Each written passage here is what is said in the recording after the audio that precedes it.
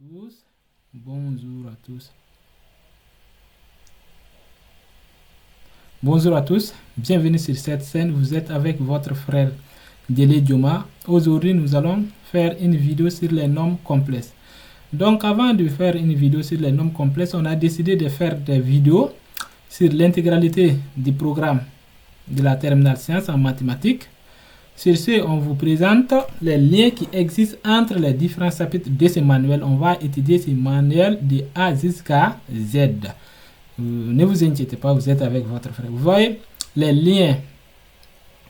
Vous avez les liens entre les chapitres du manuel.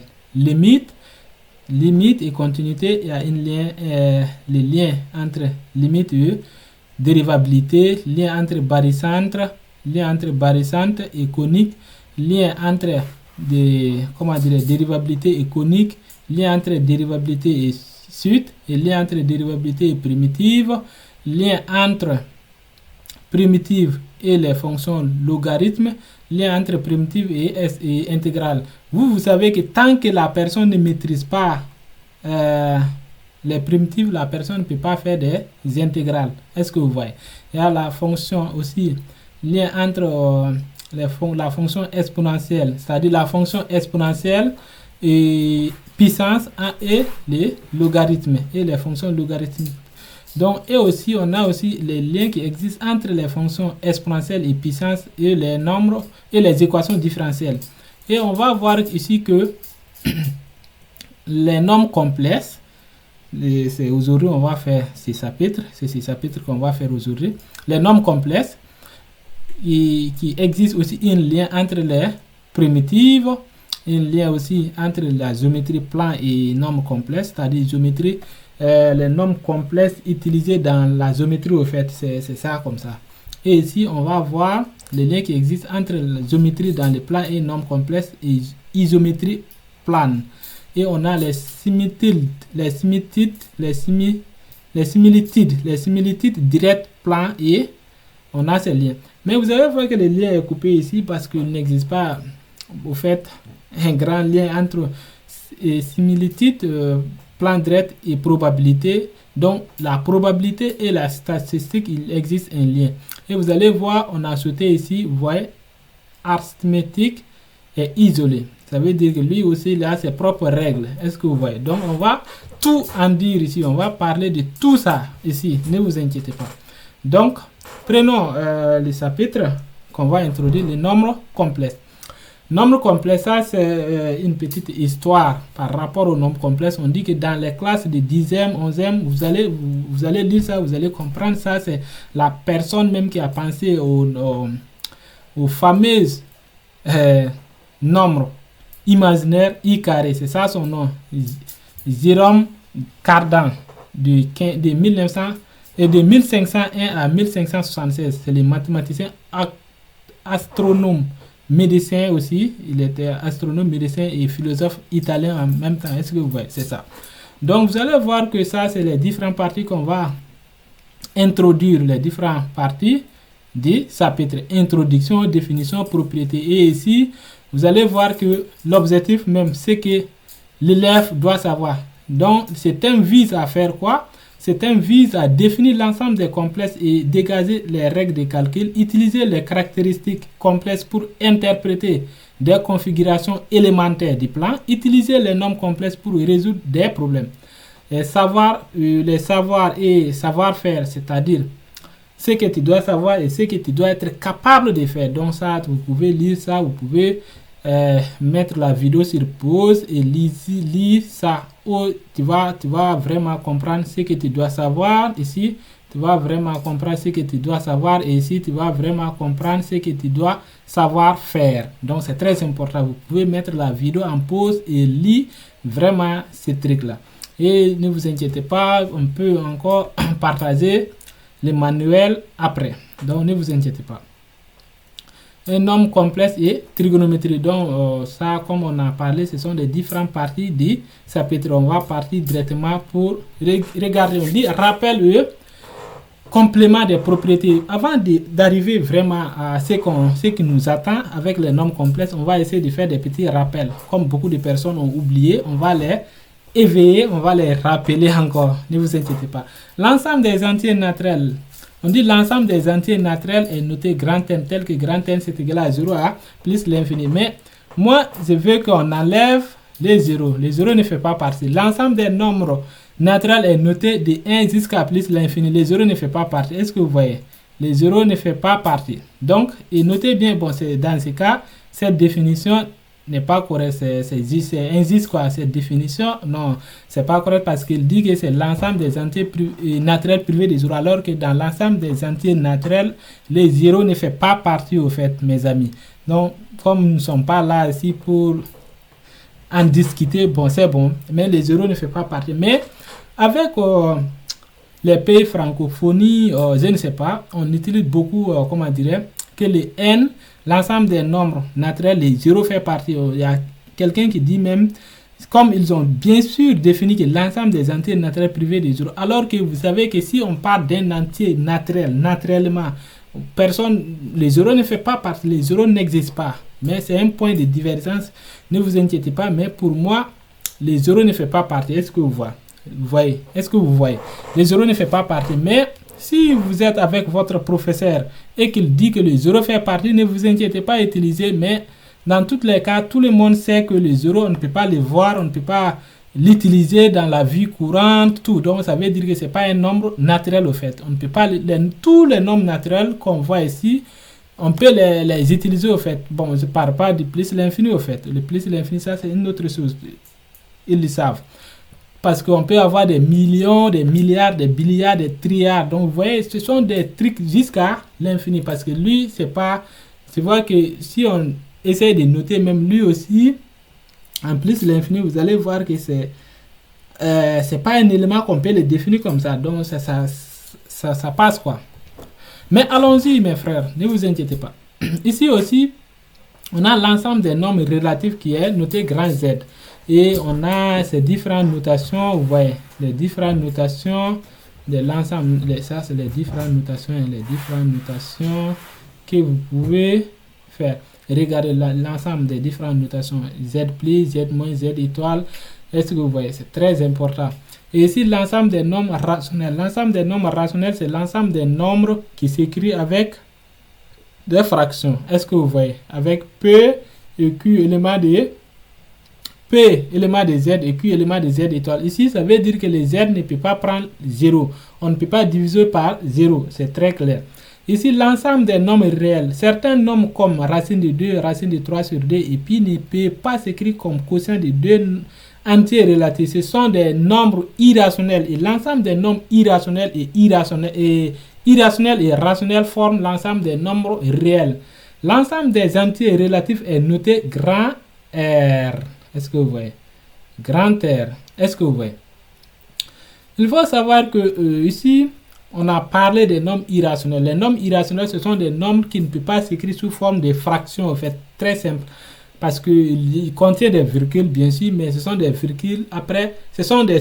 Après la virgule, le chiffre qui se trouve après la virgule est illimité, au fait, n'a pas de limite. Et puis, même s'il y a des limites, ce sont des trucs, souvent c'est pas limité, mais ils ne sont pas périodiques aussi. Vous allez voir, c'est quelque chose en profondeur. Parce que si on essaie de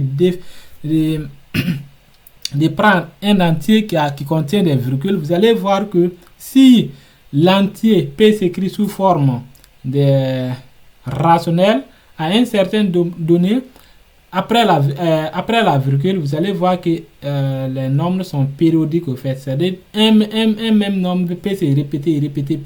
Comme on peut avoir 1,66 ou bien 1,33. Vous voyez, ce sont des nombres comme ça qui sont rationnels.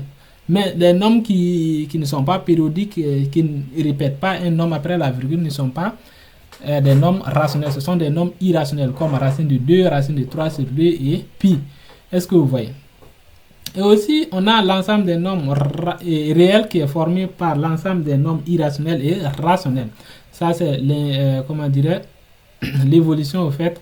N est inclus dans Z, Z est inclus dans Q et Q est inclus dans R. Donc, vous allez voir, ça sont des petites activités avec l'évolution de ces différents ensembles. On dit activité 1. résoudre dans n puis dans z l'équation x plus z égale à 6 conclut. On voit que clairement que si par exemple on essaie de résoudre, si on essaie de résoudre cette équation, donc x plus 7 égale à 6, ça veut dire que x égale à moins 1. X égale à moins 1, ça veut dire que x n'appartient pas à les moins 1, plutôt les moins 1, les moins 1 n'appartient pas à n, mais les moins 1 appartient bien sûr à q, et à z plutôt à z. Donc ça veut dire qu'on n'a pas de solution ici. Ça c'est un problème. Si on a un problème, il faut penser à une autre solution. Donc on vient ici, donc on a résoudre dans z puis dans q l'équation. Vous voyez que si on essaie de résoudre ça aussi, on trouve 1 tiers, x égale à 1 tiers, alors que le 1 tiers ne fait pas partie, autant pour moi, le 1 tiers n'est pas l'élément de z, mais le 1 tiers est l'élément de q. Est-ce que vous voyez le 1 tiers aussi est élément de qui? Bien sûr, le 1 tiers est élément de q. Et ici, on me résout dans q puis dans r, on va voir que ici on tombe sur racine de d plus racine de d. Donc ça veut dire qu'on nous a dit ici que les racines de d n'est pas élément de q. Ça veut dire quoi? De grand q. Ça veut dire que c'est pas, on n'a pas de solution dans q au fait, mais on a une solution dans des solutions dans r.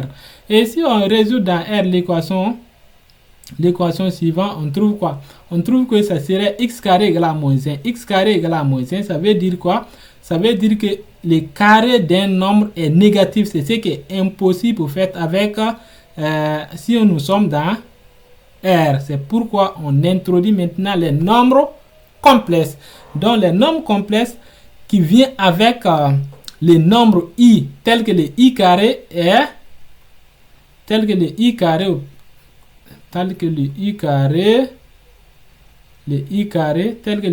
égale à moins 1. Regardez ici. Le i carré égale à moins 1. C'est très important. Donc, c'est un petit remarque, quoi. Donc, quand une équation n'a pas de solution, une démarche naturelle et historique consiste à insérer dans un ensemble plus grand au stade de nos connaissances actuelles. L'ensemble numérique le plus grand qu'on a rencontré est R. Est-ce que vous voyez? Ainsi, un nouvel ensemble prit naissance. Il parle, au fait, par rapport à ce qu'on vient de voir ici. Par rapport à ce qu'on vient de voir ici, c'est les remarques faites par rapport à ça. Il ne parle pas d'actuellement comme nous sommes là à parler. Non, les remarques se fait à ce que on vient de traiter avec les différentes activités, au fait. Donc, ce sont des différents trucs et les mathématiciens, c'est très important. Vous pouvez lire.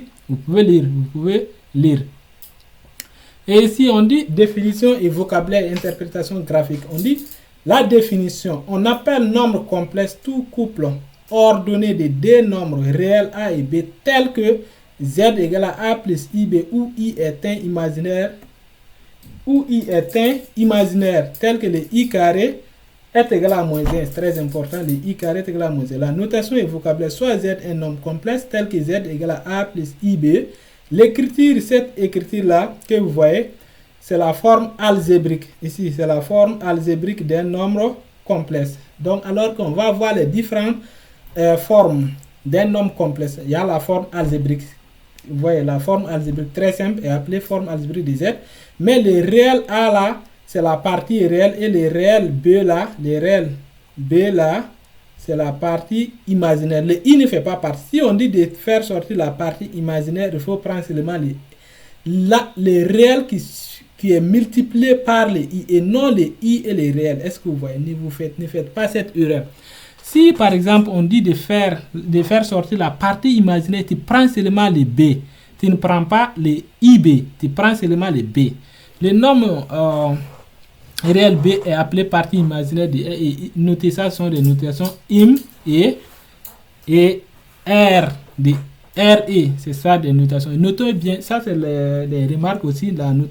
Notez bien que si B égale à 0, alors Z est carrément, c'est Z est réel et à la fois Z est réel, autant pour moi, Z est réel et complexe en même temps. Ça veut dire quoi? Car le R est inclus dans C. C'est normal, le R est inclus dans C. Est-ce que vous voyez? Donc, regardez ici, le A est égal à 0, c'est-à-dire la partie réelle est égale à 0, ça veut dire que Z est imaginaire pur. Ça, ce sont des interprétations. Vous allez voir, il y a beaucoup de personnes qui ont des problèmes. À tout point M, des points, des coordonnées A, B, du plan P, on peut associer un nombre complexe. Vous voyez les nombres complexes qu'on peut associer. Vous voyez ici, on remarque le point A, le point M prend les coordonnées des Z, prend ses coordonnées dans Z, c'est-à-dire la partie réelle de Z et la partie imaginaire de Z qui forment le point M. M est le point immense. M est le point immense et Z est l'affiche du point M. OM est le vecteur immense du nombre complexe et le vecteur immense du nombre complexe, l'affiche du vecteur OM vecteur. Ainsi, on a la représentation graphique du point M. Vous voyez, on trace et on place les M. Est-ce que vous voyez? On place les M. Donc ça c'est l'axe des imaginaires et ça c'est l'axe des réels. Comme vous le voyez, vous connaissez déjà un repère, ça c'est les figures 1. Et ça ce sont des exemples très bien détaillés. Vous voyez, on dit dans chacun des cas, dans chacun des nombres complexes suivants, donner la partie réelle et la partie imaginaire. Bon, comme vous voyez seulement la partie, on regarde ici, la partie réelle c'est -2, la partie imaginaire ici c'est -3.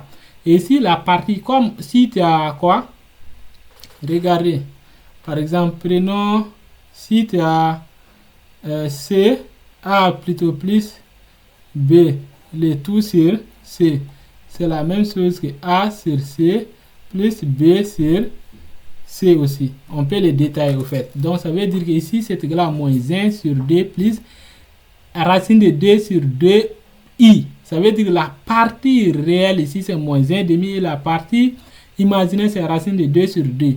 Et ici aussi, la partie imaginaire c'est 0 et la partie réelle c'est ça. Ici la partie réelle c'est 0 et la partie imaginaire c'est 1 au fait. Ici le complexe est 0, ça veut dire que la partie réelle est 0, la partie imaginaire est 0. Ici on a la partie réelle c'est 2 et la partie imaginaire c'est 1 sur racine de 2. Vous allez voir, vous voyez, regardez la solution, c'est très détaillé, c'est détaillé. Donc vous lisez, vous comprenez, c'est très simple.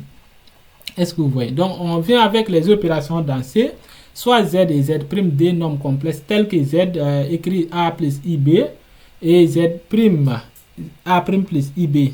Et l'égalité, on dit que des complexes sont égaux si et seulement si, ça veut dire l'équivalence, ça veut dire si et seulement si, les A et autant pour moi, si et seulement si, les Z égale à Z' au fait, ça veut dire que la partie réelle est égale à la partie réelle de l'autre et la partie imaginaire c'est égal à la partie imaginaire de l'autre. Est égal à la partie imaginaire de l'autre. Donc ça, si on prend A égale à A', B égale à B', est-ce que vous voyez? Et la somme, c'est comme on fait aussi, on additionne seulement les parties réelles et les parties imaginaires. On additionne les parties réelles et on additionne les parties imaginaires. Et les produits, donc ça c'est un peu différent. Il faut vraiment appliquer la multiplication que vous connaissez. Si vous développez un facteur dans des facteurs, si vous allez développer des facteurs qui sont, c'est-à-dire les produits de deux facteurs, comme vous les développez dans R, c'est la même chose. Donc, et de ne pas oublier que le I carré égale à -1. Chaque fois, si tu as I fois I, c'est I carré qui donne toujours -1. N'oubliez pas, c'est très important. Et le quotient, c'est la même chose. Parce que si Z sur Z' est là, on multiplie Z au fait par les conjugués de Z prime. Mais pas de Z prime. Est-ce que vous voyez? Mais vous allez voir quoi? Vous allez voir que si par exemple on a Z sur Z bar, c'est la même chose que quoi? C'est la même chose que Z fois Z bar sur Z bar fois Z et fois Z. Autant pour moi, fois Z. Regardez. Donc ça veut dire quoi? Ici, ça donne A moins B facteur de A plus B. Ça serait A moins B facteur de A plus B. Ça veut dire A carré plus B carré. C'est ce qui est détaillé ici au fait. Et ici, en haut, vous allez développer et vous allez trouver ça. Est-ce que vous voyez? Donc, notez bien que le nombre 1 sur z est appelé l'inverse du nombre complexe. Est-ce que vous voyez? Nombre complexe. Comme ici, parce qu'on n'a pas encore parlé du conjugué, c'est pourquoi on n'a pas, le manuel n'a pas noté. Mais ça, c'est qu'on a multiplié par l'expression conjuguée. Vous le savez que si, par exemple, on a rang rationnel, on dit rang rationnel le dénominateur.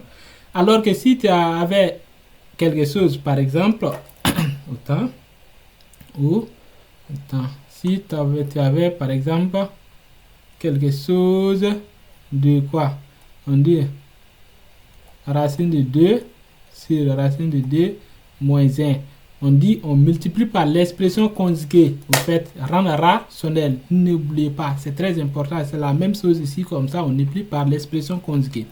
Écrivez les nombres complexes souvent sous la forme algébrique. Ici, pour écrire la forme algébrique, et autant pour moi, pour écrire la forme algébrique de tous ces nombres-là, il y a la correction en bas, mais je vous demande, regardez, c'est très simple. Il faut vraiment appliquer ici. Appliquer quoi? Ici, la formule. La formule. Parce qu'on dit que la forme z égale à a plus ib. Il faut que tu détailles. C'est-à-dire tu écris la partie réelle plus la partie imaginaire. C'est ça la forme algébrique. Alors que ici, on a des produits. Si on prend ça, on a des produits. Ça veut dire on peut considérer ça, c'est Z1 fois ZD. Vous voyez, donc parce que ça, c'est Z1 fois ZD. Donc, vous devez développer et qu'on est capable de déterminer la partie réelle et la partie imaginaire. Normalement, on pouvait dire ici, écrivez les nombres complexes suivants sous la forme algébrique et déterminer les parties réelles et les parties imaginaires. Pareil aussi, vous voyez, vous pouvez comprendre, c'est très simple. J'ai fait la correction est là.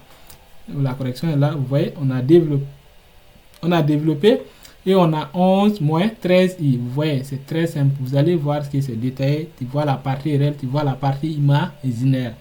Vous pouvez lire, la correction est là, les gars. Conjugué d'un nombre complexe, c'est ce que je disais là. Le conjugué d'un nombre complexe, c'est très simple. C'est l'expression seulement des z qu'on prend et on change les signes de i. Si le i était moins là, on les met en plus. Si le i était en moins et en plus, on les met en moins, c'est fini, les gars. Regardez, si on dit z égale à a plus ib, l'expression conjuguée, c'est a moins ib. Là où le i se trouve là, c'est là-bas qu'on doit changer de signe. C'est fini. Notez bien les images des nombres complexes. Bon, oui, ça c'est vrai parce que l'opposé, si tu as des nombres seulement, les opposés, c'est par rapport à l'origine, vous le savez. Vous savez, c'est par rapport à l'origine. Vous voyez, c'est l'opposé comme ça. L'opposé par rapport à l'axe des réels. Ça, c'est les opposés. Z et l'opposé de Z. Et des exemples sont donnés. Vous voyez, les conjugués, on dit de trouver le conjugué. Tu mets plus ici. Ici, tu mets moins. Ici, tu mets moins. Ici, tu ne mets rien. Parce que si c'est un réel, il y a un petit remarque ici. Ok, je vais les remarques, c'est peut-être en bas. Donc, vous voyez.